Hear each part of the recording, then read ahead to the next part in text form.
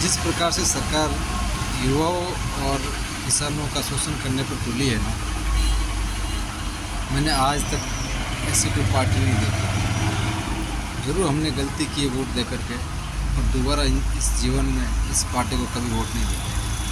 वैसे मैं किसी भी पार्टी को वोट नहीं दूँगा, तो मेरी व्यक्तिगत राय है, क्योंकि मुझे कोई पार्टी ऐसी नहीं दिख रही जो हमारे हिंदू समाज और गौ माता की रक्षा कर सके पूर्ण रूप से, डंके की चोट पे।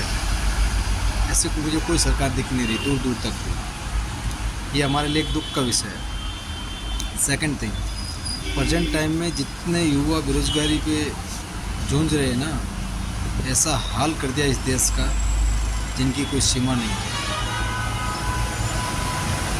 मैं तो कहता हूँ इस सरकार में जितने भी बैठे ना, सबको इस्तीफा दे देना चाहिए टाइम पर।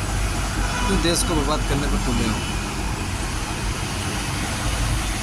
आपसे सरकार नहीं संभल रही है ना, इसका मतलब ये नहीं कि आपका भुगतान जनता भरे। और मैं देश के युवाओं से कहना चाह रहा हूँ, आने वाला टाइम और भी खराब होगा, बहुत भयंकर स्थिति में देश चला जाएगा, क्योंकि इनको तो सिर्फ मौज मस्ती करनी है और आपस में जातियों में लड़ा के कैसे भी करके वोट बैंक बनाना है। सेकंड थिंग, अगर इनके वोट बैंक नहीं भी बनेंगे ना, तो इनको सब पता है, सारा खेल खेलना आता है इनको। अभी जो पिछले महाराष्ट्र में शिवसेना पार्टी के साथ में हुआ ना, वो अभी बंगाल में हो जाएगा टीएमसी के साथ। टीएमसी पूरी टूट जाएगी, बिखर जाएगी पूरी। इनका यही कारण है, पार्टियों को आपस में तोड़ देते हैं, और तोड़ना इनको आता है, डरा के धमका के जो भी करना है ना, सारा इनके पूरा सिस्टम है इनके हाथ में। तो सारी चीज़, और इंसान मजबूर हो रहा है इनके सामने, जहाँ तक मेरी सोच है। बड़ा सब है, बड़ा नेता भी इनके सामने मजबूर हो रहा है।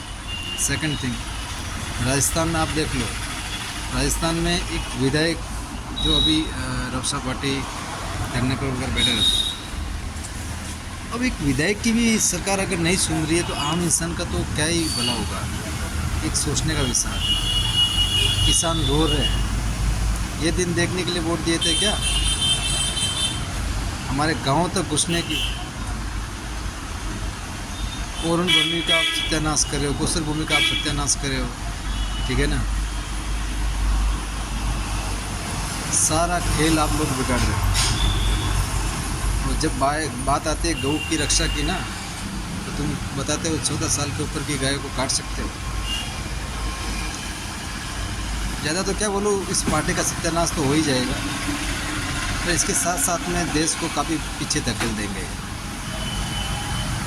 ऐसा मेरा मानना है। मैं एक कट्टर सनातनी हूँ, मैं उन्हीं को पसंद करता हूँ जो मेरे हिंदू समाज को पसंद करता है, वही पार्टी मुझे पसंद है। और जो हमारे गौ माता की रक्षा के लिए तटस्थ अखंड रूप से खड़ी रहे, तो बिना लॉन्ग लपेट, बिना किसी के दबाव में, सीधा एक ही डिसीजन है उनका कि गौ इज़ प्रथम। इस भारत देश में भी अगर गौ सुरक्षित नहीं रहेगी तो किस देश में रहेगी? सरकार अपना वोट बैंक बनाने के चक्कर में तुम क्या क्या कर रहे हो? हमारे सनातनियों के साथ में क्या हाल कर दिया तुमने, व्यापारियों का क्या हाल कर दिया। देश में भूखमरी बढ़ रही है, रोजगार बिल्कुल नहीं है, और जितने भी गवर्नमेंट सेक्टर की वैकेंसियाँ निकल रही है ना, वैकेंसी आपकी बिक रही है। गरीब किसान का बेटा कहाँ जाएगा? दुनिया भर के पेपर लीक हो रहे हैं। एजुकेशन का सिस्टम पूर्ण रूप से फ्लॉप हो चुका है। 0% एजुकेशन रहा है इस देश में। डिग्रियाँ बिक रही है, पेपर बिक रहे हैं। ये दिन देखने के लिए वोट दिए थे क्या? कांग्रेस से परेशान होकर आपको वोट दिया, बीजेपी परेशान करे, अब कहाँ जाएगी जनता बताओ? मैं तो आम भारतीयों से कहना चाहता हूँ कि हर एक किसान का बेटा हर घर से आवाज़ निकाले और अपनी राय रखें। सोशल मीडिया एक आपका माध्यम है जिससे आप अपनी राय रख सकते हैं, और इसमें कोई दुख की बात नहीं है, ठीक है ना? अगर जिंदा हो तो जिंदा होने का अनुभव करवा दो एक बार, जो होगा देखा जाएगा। अब सबके गले में आप फंसी है। इनको कुछ करना ही नहीं है। जनता को आपस में लड़ाना है, जातियों में बांट के लड़ाना है, धर्मों में बांट के लड़ाना है, तो यही काम है इनका। ठीक है ना। जनता जाए बाढ़ में, भूखमरी से मरे। अरे यार, आपने ये स्थिति कैसे कर ली इतनी देश में? कहाँ जाएगा आम व्यापारी? सारा खेल ऑनलाइन व्यापारियों को दे दिया, वो भी अमेरिकन कंपनियां टोटली। आम किसान, आम व्यापारी, आम मजदूर का क्या हो जाएगा फिर? कहाँ जाएगा वो?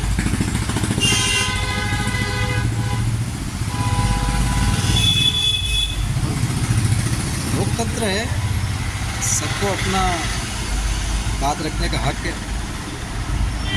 उनको आप शोषण करोगे, उनको दबाओगे, कुचलोगे, ये कतई बर्दाश्त नहीं होगा। जनता सब समझ गई है अभी। अब ये आप मत भूल जाना कि जनता मजबूरी में वोट दे देगी। जो होगा देखा जाएगा, तुमको वोट नहीं देंगे अब।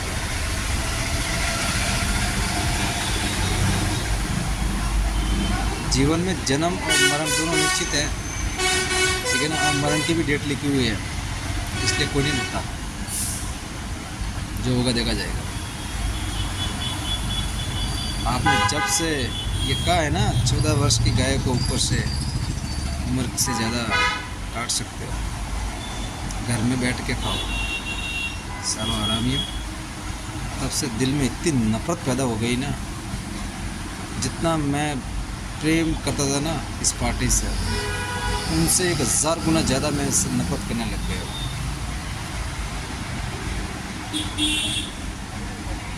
क्यों? बात मेरे गाय और मेरे धर्म के ऊपर कतई सहन नहीं हुआ। मेरे हिंदू वीरों, अगर आपका दिमाग में अगर ये ख्याल है कि ये पार्टी सब कुछ ठीक कर देगी, तो भाई साहब कुछ नहीं होगा। ना आपका होगा, ना इस देश का। आप बहुत गहरी नींद में हो, बहुत गहरी। अभी जाग जाओ, टाइम।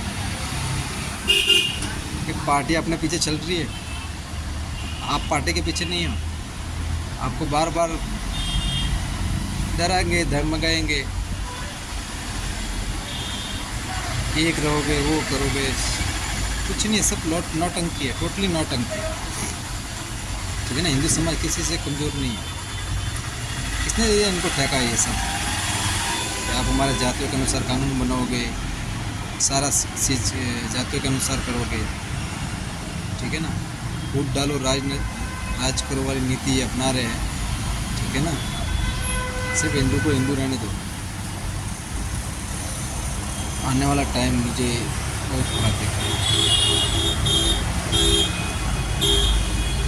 साधु जो बेराना धाम में धरना स्थल पर है, तो बात उनकी भी नहीं मान रहे। एक सांसद वहाँ पे धरना दे रहे, बात उनकी भी नहीं मान रहे। एक विधायक धरना दे रहे, बात उनकी भी नहीं मान रहे। आखिर कहाँ जाएगा बंदा? तो आम जनता का तो क्या हाल होगा? कौन सुनेगा तुम्हारी? तुम्हें तो डंडा मार के भगा देंगे ये। और यही चल रहा है। किसी को अपनी बात रखने का बिल्कुल राइट नहीं दे रहे बोलो। ऐसी सरकार मैंने पहली बार देखी।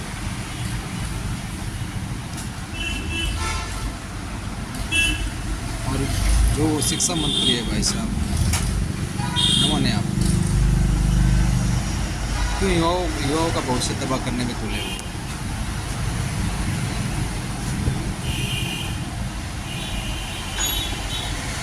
जल्दी इस्तीफा दे दो, ठीक है ना। आपसे कोई पद नहीं समझता, ना इस्तीफा दे दो और भी बैठे बीजेपी में, ठीक है ना। जनता सब समझ चुकी है, समय आने पर सबको जवाब मिल जाएगा। जय हिंद, जय भारत। राम राम साहब।